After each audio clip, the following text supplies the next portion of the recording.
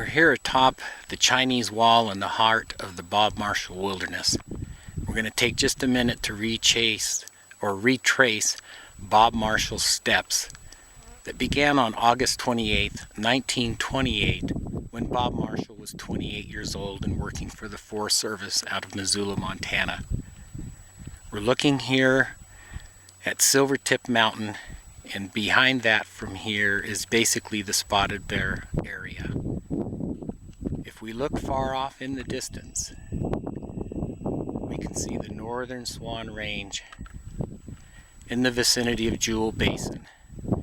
And on August 28th, Bob Marshall came over through Jewel Basin, down into the South Fork Flathead, and all the way up to Spotted Bear Ranger Station. On the following day, he came up the South Fork of the Flathead, which is on the far side, the west side of this Flathead range of mountains that we're looking at here. And he came up as far as Black Bear Ranger Station. Then the following day, he did 42 miles in about 17 hours to come up out of Black Bear, up Helen Creek, over Pagoda Pass, seen here, with Holland Peak in the background.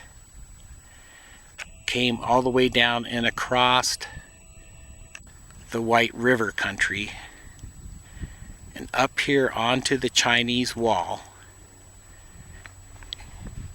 And over here, he went up along south on the Chinese wall to Salt Mountain, which is just one of these peaks along the wall that you can see, and back down and got back to Black Bear at about 8:45 at night.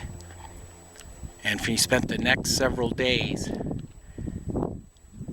traversing what now is the Bob Marshall Wilderness, named after him, down in the White River country, the South Fork, the Prisoner Lake area, and ended up exiting what is now the Bob Marshall Wilderness to go out at Holland Lake, which is far off over the Swan Range, somewhere in this area, with this being Holland Peak.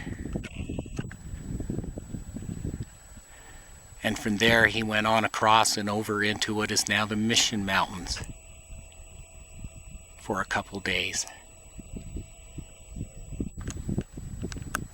1928, Bob Marshall's trek through the Bob Marshall Wilderness.